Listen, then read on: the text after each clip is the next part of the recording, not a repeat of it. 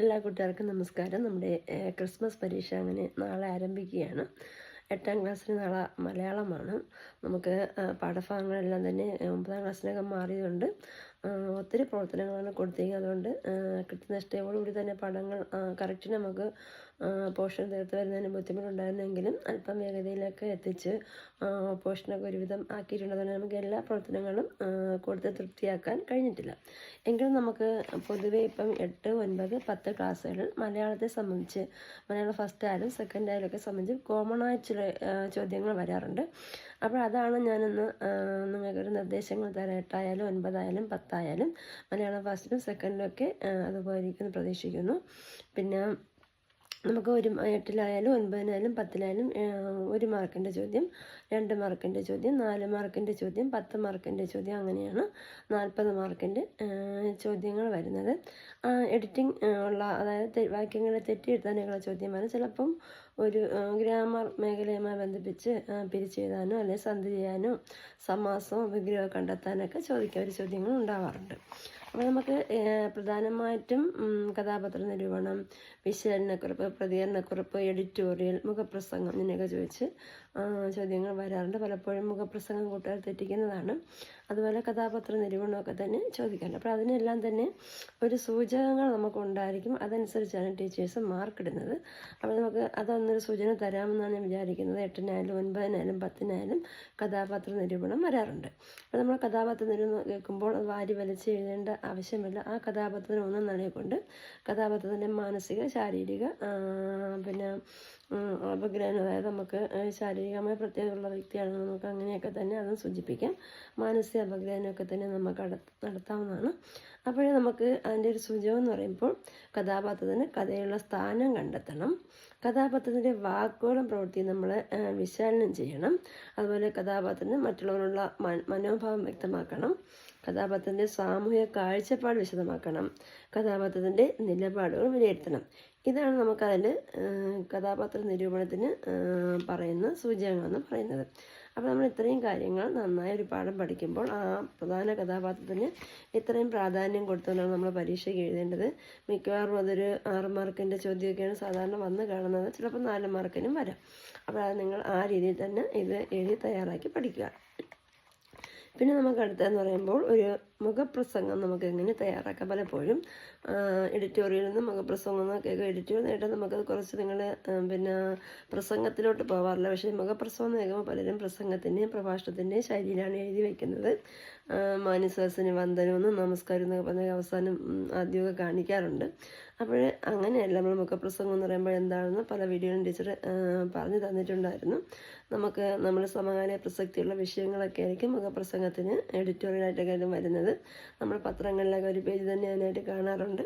അപ്പോൾ മുഖപ്രസംഗം എന്ന് പറയുമ്പോൾ വിഷയവുമായി ബന്ധപ്പെട്ടതും ഹ്രസ്വവും പിന്നെ നല്ല ആകർഷകമായ തലക്കെട്ടുണ്ടാവണം.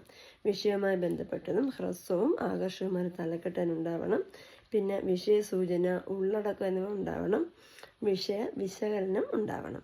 അതുപോലെ തന്നെ പരിഹാര മാർഗങ്ങളും നിർദ്ദേശങ്ങളൊക്കെ നമ്മൾ അതിൽ കൊടുക്കണം. പിന്നെ നമ്മളതിൻ്റെ കൺക്ലൂഷൻ എന്ന് പറയുമ്പോൾ പ്രതീക്ഷയോടുകൂടിയാണ് നമ്മളതിൻ്റെ സമാപനം കുറിക്കേണ്ടത്. അവിടെ തന്നെ കണ്ണിയൊക്കെ തിരിച്ച് പ്രതീക്ഷയുടെ സമാപനം കുറിച്ച് വിഷയത്തെ നമ്മൾ തന്നെ നിർദ്ധാരണം ചെയ്തും അപഗ്രഹിച്ചൊക്കെ നമ്മൾ തന്നെ ഉത്തരങ്ങൾ കണ്ടെത്തി അവിടെ നമ്മൾ പ്രതീക്ഷയോടെ അവസാനിപ്പിക്കുന്നതാണ് ഒരു മുഖപ്രസംഗത്തിൻ്റെ രീതി എന്ന് പറയുന്നത്. അപ്പോൾ നമ്മൾ മുഖപ്രസംഗത്തിന് അതിൻ്റെ വിലയിരുത്തൽ എന്ന് പറയുമ്പോൾ ഈ രീതിയിലൊക്കെയാണ്. ഉചിതമായ ശീർഷകം നൽകിയിട്ടുണ്ടോ എന്ന് നമ്മൾ നോക്കും. അതുപോലെ വിഷയവുമായി ബന്ധപ്പെട്ട ആശയങ്ങൾ കുട്ടി അവതരിപ്പിച്ചിട്ടുണ്ടോ എന്ന് നോക്കും.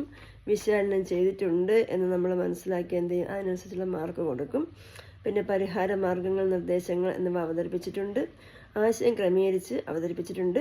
ശക്തവും വ്യക്തവുമായ ഭാഷാരീതി പാലിച്ചിട്ടുള്ളത് പ്രധാനമാണ്. നമ്മൾ ഭാഷയിലൊക്കെ മാർക്ക് കിട്ടണമെങ്കിൽ ശക്തവും വ്യക്തവുമായ ഭാഷാരീതി പാലിച്ചിട്ടുണ്ട്. ഇതൊക്കെ നോക്കിയാണ് മുഖപ്രസംഗത്തിന് മാർക്ക് ഇടുന്നത്. അപ്പോൾ നമ്മൾ ആദ്യം കഥാപാത്ര നിരൂപണം കണ്ടു, മുഖപ്രസംഗം കണ്ടു. ഇനി നമുക്ക് പിന്നെ അടുത്തതെന്ന് പറയുമ്പോൾ നമുക്കൊരു പ്രതികരണക്കുറിപ്പ് എങ്ങനെയെന്നുള്ളതാണ്. പ്രതികരണക്കുറിപ്പ് പലപ്പോഴും ചോദിക്കാറുണ്ട്. ലേഖകൻ്റെ അഭിപ്രായത്തിൽ യോജിച്ചുകൊണ്ടും നമുക്ക് സ്വന്തമായ അഭിപ്രായങ്ങൾ കാണിച്ചുകൊണ്ടൊക്കെ തന്നെ അതിനുള്ള പ്രതികരണങ്ങൾ രേഖപ്പെടുത്താവുന്നതാണ്.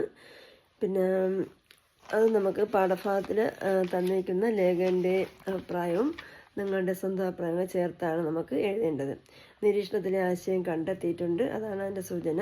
യുക്തിപൂർവ്വം വിശകലനം ചെയ്തിട്ടുണ്ട്. സ്വന്തം നിരീക്ഷണങ്ങൾ യുക്തിപൂർവ്വം അവതരിപ്പിച്ചിട്ടുണ്ട്.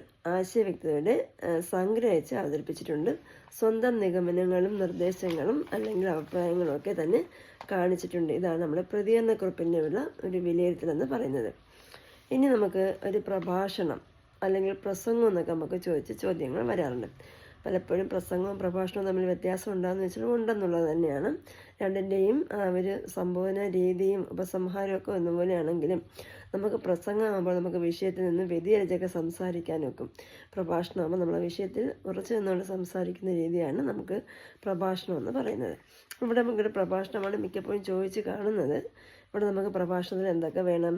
സംബോധന വേണം, വിഷയ അവതരണം വേണം, വിശകലനം വേണം, ഉദാഹരണ സഹിതമുള്ള ആശയ അവതരണം വേണം, അതുപോലെ ശബ്ദക്രമീണത്തിലുള്ള അവതരണം നമ്മൾ വാചികമായിട്ട് പറയുമ്പോഴാണ്, എഴുതുമ്പോൾ നമ്മളത് നോക്കാറില്ല. അതുപോലെ തന്നെ സ്വന്തം നിരീക്ഷണങ്ങളും നിഗമനങ്ങളൊക്കെ വേണം. ഒപ്പം തന്നെ ഒരു ഉപസംഹാരവും കൂടി ചേർത്താണ് നമ്മൾ പ്രഭാഷണത്തിൻ്റെ സൂചകങ്ങൾ പറയുന്നത്. അതുപോലെ തന്നെ പിന്നെ പ്രഭാഷണം, അപ്പോൾ നമുക്ക് പ്രസംഗവും പ്രഭാഷണമുള്ള വ്യത്യാസം നമുക്ക് അറിയാം. രണ്ട് രീതി ചോദിച്ചാൽ നമ്മുടെ അതിൻ്റെ മാറ്റേഴ്സ്, അതായത് അതിൻ്റെ സംബോധനയും ഇപ്പം മാന്യസദസ്സിന് വന്ദനം എന്നൊക്കെ പറഞ്ഞ് നമ്മൾ തുടങ്ങുമല്ലോ. അതുപോലെ അവസാനം നന്ദി നമസ്കാരം എന്നൊക്കെ കൂട്ടുകാർ എഴുതി ചേർക്കാറുണ്ട്. അതാണ് അതിൻ്റെ രീതി എന്ന് പറയുന്നത്. ഇനി വിശകലനക്കുറിപ്പെന്ന് പറഞ്ഞ് ചോദിക്കുമ്പോൾ നമുക്ക് എന്താണ്? പ്രധാന ആശയങ്ങൾ പിന്നെ വിശകലനം ചെയ്തുകൊണ്ട് ലേഖകൻ്റെ അഭിപ്രായമൊക്കെ നമ്മൾ പറഞ്ഞുകൊണ്ട് ലേഖകൻ നിരത്തുന്ന കാര്യങ്ങളൊക്കെ സൂചിപ്പിച്ചുകൊണ്ട് അവതരിപ്പിക്കുന്നതാണ് വിശകലനക്കുറിപ്പെന്ന് പറയുന്നത്. ലേഖകൻ നൽകിക്കുന്ന ആശയങ്ങൾക്ക് പ്രാധാന്യം കൊടുത്തുകൊണ്ട് ലേഖകൻ്റെ അഭിപ്രായങ്ങൾ തന്നെ നമ്മൾ പറഞ്ഞുകൊണ്ട് ആ പ്രശ്നത്തെ വിശകലനം ചെയ്തെഴുതുന്നതാണ് നമുക്ക് വിശകലനക്കുറിപ്പെന്ന് പറയുന്നത്. ഇനി ഉപന്യാസം തയ്യാറാക്കാൻ ചോദിക്കാറുണ്ട്. ഉപന്യാസം മിക്കപ്പോഴും പരീക്ഷയ്ക്ക് വരാറുള്ളതാണ്. ഉപന്യാസത്തിനും നല്ലൊരു വിഷയവുമായി ബന്ധിപ്പിച്ചൊരു തലക്കെട്ട് വേണം. ചിലപ്പോൾ ചോദ്യത്തിൽ ഉള്ള തലക്കെട്ടാണെങ്കിൽ നമുക്കത് തന്നെ എടുത്ത് എഴുതാവുന്നതാണ്. അതുപോലെ തന്നെ സമകാല പ്രസക്തി ആമുഖം വേണം. ആമുഖത്തിലെ സമകാല പ്രസക്തിയൊക്കെ നമുക്ക് സൂചിപ്പിക്കാം. അതുപോലെ തന്നെ ഖണ്ഡികാകരണം, പാരഗ്രാഫ് തിരിച്ചെഴുതാൻ ശ്രദ്ധിക്കണം. പിന്നെ പ്രധാന ആശയങ്ങളെ നമ്മൾ പ്രാധാന്യം കൊടുത്തുകൊണ്ട് ഓരോ പാരഗ്രാഫിൽ പ്രധാന ആശയങ്ങളുണ്ടെങ്കിൽ ആ പ്രധാന ആശയങ്ങളെയാണ് നമ്മൾ പാരഗ്രാഫിൽ സൂചിപ്പിച്ച് വിപുലമാക്കി എഴുതേണ്ടത്. അതുപോലെ തന്നെ നല്ലൊരു ഉപസംഹാരവും കൊടുത്താൽ നമുക്ക് എന്ത് ചെയ്യും? അവസാനം നമ്മൾ പ്രതീക്ഷയോട് നല്ലൊരു ഉപസംഹാരവും കൊടുത്ത് നിർത്തുന്നതാണ് അതിൻ്റെ ഒരു ഉപന്യാസ രീതി എന്ന് പറയുന്നത്. അപ്പോൾ നമുക്ക് പ്രതികരണക്കുറിപ്പായി, വിശകലനക്കുറിപ്പായി, പിന്നെ പ്രഭാഷണമായി, പ്രസംഗം ഇതുപോലെ തന്നെയാണ്, പിന്നെ കഥാപാത്ര നിരൂപണമായി, എഡിറ്റോറിയലായി, ഇത്രയും കാര്യങ്ങളാണ് നമ്മൾ സാധാരണയായിട്ട് ചോദിച്ചു കാണുന്നത്. പിന്നെ ആസ്വാദനം എന്ന് പറയുമ്പോൾ നമുക്ക് ആസ്വാദനം കഥയോ കവിതയോ ഒക്കെ തന്നെ നമുക്ക് ആസ്വാദന രീതിയിൽ ചോദിക്കാറുണ്ട്. ഇപ്പം രണ്ടായാലും നമുക്ക് എന്ത് ചെയ്യണം? കഥയുടെ ആയാലും കവിതയുടെ ആയാലും പ്രമേയത്തെ നമ്മൾ കണ്ടെത്തി അവതരിപ്പിക്കണം. അപ്പം അതിൻ്റെ കഥയായാലും കവിതയായാലും അതിൻ്റെ ആശയം നമ്മൾ അവതരിപ്പിച്ചിരിക്കണം. അതുപോലെ തന്നെ ആസ്വാദന അംശങ്ങൾ നമ്മൾ വിശകലനം ചെയ്യണം. അതായത് അലങ്കാരിക ഭംഗിയൊക്കെ ഉള്ള കവിതാഭാഗങ്ങളും വരികളൊക്കെ ആകുമ്പോൾ നമ്മളത് ചെയ്യണം. അതുപോലെ തന്നെ കഥാഭാഗത്തും പദപ്രയോഗ ഭംഗി, അലങ്കാരിക ഭംഗിയൊക്കെ ഉള്ള പദപ്രയോഗങ്ങൾ കാണും, വാക്യപ്രയോഗ ഭംഗി കാണും. അതൊക്കെ നമ്മൾ വിശകലനം ചെയ്യണം. പിന്നെ സമാന ആശയമുള്ള രചനകളുമായി ബന്ധപ്പെട്ട് വിഷയം വിശകലനം ചെയ്യണം. അപ്പം ഈ ഒരു കൃഷിയുമായി ബന്ധിപ്പിച്ചൊരു കവിതയോ കഥയാണെങ്കിൽ മറ്റു ലേഖകരൊക്കെ എഴുതിയ അത്തരം കഥകളോ കവിതകളൊക്കെ നമുക്ക് ഈ പ്രമേയം വരുന്ന വിഷയങ്ങളെ സാദൃശ്യം ചെയ്യാവുന്നതാണ്. ഇപ്പം സമാന ആശയമുള്ള രചനകളുമായി ബന്ധപ്പെട്ട് വിശകലനം ചെയ്യണം. സമാന പ്രസക്തി നമ്മളത് വിശകലനം ചെയ്യണം. അതുപോലെ അലങ്കാരിക ഭംഗി വ്യക്തമാക്കുന്ന പദപ്രയോഗങ്ങൾ, വാക്യഭംഗി എന്നിവ വ്യക്തമാക്കണം. ആ വരിയിൽ പ്രത്യേകിച്ച് എടുത്ത് പറയുന്ന ചിലപ്പോൾ അലങ്ക, ഉപമ, ഉൽപ്രേക്ഷമനയുള്ള അലങ്കാരങ്ങളൊക്കെ ഉള്ള വരികൾ കാണും, അതൊക്കെ നമുക്ക് സൂചിപ്പിക്കാം. അപ്പോൾ ഇത്രയുമാണ് നമുക്ക് ആസ്വാദനക്കുറിപ്പിൽ. ഇതൊക്കെ തന്നെ 6 മാർക്കിൻ്റെ ചോദ്യങ്ങളാണ്. ആസ്വാദനക്കുറിപ്പായാലും മുഖപ്രസംഗമായാലും അഥവാ എഡിറ്റോറിയലായാലും ഒക്കെയുള്ള ചോദ്യങ്ങളാണ്. നമുക്ക് കഥാപാത്ര നിരൂപണം, ഇത്രയാണ് നമുക്ക് 6 മാർക്കിന് ചോദിക്കുന്നത്. 4 മാർക്കിൻ്റെ ചോദ്യങ്ങളാണ് പ്രതികരണക്കുറിപ്പ്, വിശകലനക്കുറിപ്പൊക്കെ വരുന്നതാണ്. പിന്നെ നമുക്ക് 4 മാർക്കിൻ്റെ ചോദ്യങ്ങളിലൊക്കെ താരതമ്യക്കുറിപ്പൊക്കെ വരാറുണ്ട്. 4 മാർക്കിൻ്റെ ചോദ്യങ്ങൾ. അപ്പോൾ നമ്മൾ ഇത്രയും നേരം പ്രധാനമായും വരുന്ന കാര്യങ്ങളൊക്കെ നമ്മൾ പറഞ്ഞു. പിന്നെ സംവാദം, അങ്ങനെ സംവാദക്കുറിപ്പ് എഴുതാൻ ചോദിക്കാറുണ്ട്, പക്ഷേ പരീക്ഷയിൽ ഇപ്പോൾ അത് ഒഴിവാക്കി കാണപ്പെടുന്നു. അതായത് ഒരു വിഷയം തന്നിട്ട് നമുക്ക് അനുകൂലമായും പ്രതികൂലമായും നമ്മൾ ക്ലാസ്സിൽ സംവാദങ്ങൾ നടത്താറുണ്ടോ, ഡിബേറ്റ്. അപ്പോൾ നമുക്ക് രണ്ട് ഭാഗവും മോഡറേറ്റ് കേട്ട് അത് കൺക്ലൂഡൊക്കെ ചെയ്യാറുണ്ട്. അപ്പോൾ മോഡറേറ്റർ രണ്ട് കൂട്ടരുടെയും അഭിപ്രായങ്ങളെ സമന്വയിപ്പിച്ചുകൊണ്ട് ഒരു ഏകീകരണത്തിലെത്തിയാണ് അവിടെ മോഡറേറ്റർ അവതരിപ്പിക്കുക. അതുപോലെ നമുക്ക് പിന്നെ സംവാദത്തിലും അനുകൂലവാദം പ്രതികൂലവാദം എന്ന രണ്ട് വാദങ്ങൾ നമുക്ക് അനുകൂലിച്ചുള്ള അഭിപ്രായം നമ്മൾ പരീക്ഷയ്ക്ക് എഴുതണം, പ്രതികൂലിച്ചുള്ള വാദങ്ങൾ നമ്മൾ എഴുതി വയ്ക്കുന്നതാണ് സംവാദക്കുറിപ്പ്. അതൊന്നും ഇപ്പോൾ സാധാരണ അങ്ങനെ ചോദിച്ച് കാണാറില്ല.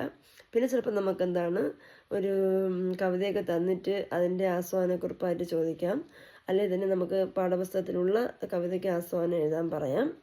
അങ്ങനെയൊക്കെ ഫസ്റ്റിനും സെക്കൻഡിനുള്ള ചോദ്യങ്ങളാണ്. ഇത് തന്നെയാണ് 8ാം ക്ലാസ്സിലും 9ാം ക്ലാസ്സിലും 10ാം ക്ലാസ്സിലുള്ള കോമൺ ആയിട്ട് വരുന്ന ചോദ്യങ്ങൾ. ബാക്കി നമുക്ക് പാഠഭാഗവുമായി ബന്ധിപ്പിച്ച ചോദ്യങ്ങളായിരിക്കും. ഇത്രയും ചോദ്യങ്ങൾ എന്തായാലും വിശകലനക്കുറിപ്പ്, പ്രതികരണക്കുറിപ്പ് അല്ലെങ്കിൽ താരതമ്യക്കുറിപ്പ്, പിന്നെന്താണ് എഡിറ്റോറിയൽ അല്ലെങ്കിൽ മുഖപ്രസംഗം, പിന്നെ ആസ്വാദനക്കുറിപ്പ്, കഥാപാത്ര നിരൂപണം, ഇത്രയും ചോദ്യങ്ങൾ ഉറപ്പായിട്ടുണ്ടാവും. പിന്നെ എഡിറ്റിംഗ് ചെയ്യാനുള്ള വാക്യം തന്നിട്ടാണ് നമ്മൾ 2 വാക്യം തന്നിട്ട് 1 ആക്കുവാനോ അല്ലെങ്കിൽ ഒരു വാക്യത്തെ 2 ആക്കുവാനോ ഒക്കെ ചോദിക്കാം. നമുക്ക് കുറച്ച് അതിൽ തന്നെ ഉള്ള വാക്യങ്ങൾ അതേപോലെ തന്നെ പൂർത്തിയാക്കണമെന്നില്ല, അല്പം മാറ്റിയൊക്കെ നമുക്ക് എഴുതാവുന്നതാണ്. പിന്നെ സമാസവും സന്ധിയൊക്കെ ചെയ്യാനുള്ള അതിൽ തന്നെ ഓപ്ഷൻ കാണും, അതിൽ നമ്മൾ എടുത്തെഴുതിയാൽ മാത്രം മതി. പിന്നെ നിങ്ങൾ ചെയ്യാനുള്ളത് മാർക്കിനനുസരിച്ച് മാത്രമേ എഴുതാൻ പാടുള്ളൂ. അര പേജ് പറയുമ്പോൾ 3/4 പേജുകളൊക്കെ വേണമെങ്കിൽ എഴുതാം നന്നായിട്ട്, പക്ഷേ എല്ലാ പോയിൻറ്റും അതിനകത്ത് വരെയും വേണം. പിന്നെ നമ്പർ എന്നെഴുതാൻ തെറ്റിപ്പോവാതെ തന്നെ മാർജിന് അകത്തോ അല്ലെങ്കിൽ പുറത്തോ ആയിട്ട് വ്യക്തമായിട്ട് തന്നെ അത് റൗണ്ട് ഇട്ടോ മറ്റോ കാണിക്കുക. പേജ് നമ്പർ കുത്തിക്കെട്ടുമ്പോൾ നിങ്ങളത് ശ്രദ്ധിച്ച് തന്നെ കുത്തിക്കെട്ടുക. പേജുകൾ ചേരുന്ന പേജായിരിക്കണം കുത്തിക്കെട്ടേണ്ടത്. പിന്നെ നമ്മൾ ടോയിൻ ചെയ്യുമ്പോൾ നന്നായിട്ട് ശ്രദ്ധിക്കുക, ഒരു പേജും വിട്ടുപോകാതെ തന്നെ അത് നന്നായിട്ട് കുത്തിക്കെട്ടി സ്റ്റോപ്പറൊക്കെ ചെയ്ത് ടീച്ചേഴ്സിനെ ഏൽപ്പിക്കാനായിട്ട് ശ്രമിക്കുക. എല്ലാ ചോദ്യങ്ങളും അല്ല നമുക്ക് ആവശ്യപ്പെട്ടുള്ള ഓപ്ഷൻ ചോദ്യങ്ങൾ അല്ലെങ്കിൽ ചോയ്സ് ചോദ്യങ്ങൾ കഴിഞ്ഞ് നമ്മളെല്ലാം എഴുതിയിട്ടുണ്ടോ എന്ന് ഉറപ്പാക്കുക. എങ്കിൽ മാത്രമേ നമുക്ക് ഫുൾ മാർക്കോ അല്ലെങ്കിൽ ഫുൾ A+ മാർക്കിലോട്ടൊക്കെ എത്താനൊക്കത്തുള്ളൂ. കഴിഞ്ഞ പരീക്ഷാ സമയത്തൊക്കെ ഒരു കുട്ടി നേരത്തെ പരീക്ഷ എഴുതിയിരിക്കും, പക്ഷെ നോക്കിയപ്പോൾ അവസാനം അവളൊരു ഉപന്യാസ ചോദ്യം എഴുതിയിട്ടില്ല. അപ്പോൾ നമുക്ക് എങ്ങനെയാലും ഒക്കെ ഒരു A+ മാർക്കിലെത്താൻ ഒക്കത്തില്ല. അങ്ങനെയൊക്കെയുള്ള അബദ്ധങ്ങൾ പറ്റിപ്പം. അതുകൊണ്ട് നമ്മുടെ ചോദ്യങ്ങളെല്ലാം തന്നെ നമ്മൾ എഴുതി തീർത്തൊന്നൊക്കെ ഉറപ്പാക്കിയിട്ട് വേണം 8ാം ക്ലാസ് ആയാലും 9ാം ക്ലാസ് ആയാലും 10ാം ക്ലാസ് ആയാലും ഒക്കെ എഴുതേണ്ടത്. 40 മാർക്കിൻ്റെ ചോദ്യമാണ് ഫസ്റ്റിനും സെക്കൻഡിനും ഒക്കെ വരുന്നത്. 8ാം ക്ലാസ്സിന് ആദ്യം മലയാളമാണ്, 9നും 10നും ആദ്യ ദിവസം മലയാളം അല്ലെന്ന് തോന്നുന്നു. അപ്പോഴേതിനും ഈ നിർദ്ദേശങ്ങൾ നിങ്ങൾ നല്ലതുപോലെ കേട്ട് മനസ്സിലാക്കുക. ഓരോ മാതൃകൾ എഴുതി ശീലിച്ചാലും നല്ലതാണ്. അപ്പോൾ എല്ലാവർക്കും നന്നായിട്ട് പരീക്ഷയ്ക്ക് എഴുതാൻ കഴിയട്ടെ. ഈ കാര്യങ്ങൾ ഉപയോഗപ്പെടുമെന്ന് വിചാരിക്കുന്നു. എല്ലാ കൂട്ടുകാർക്കും നന്ദി, നമസ്കാരം.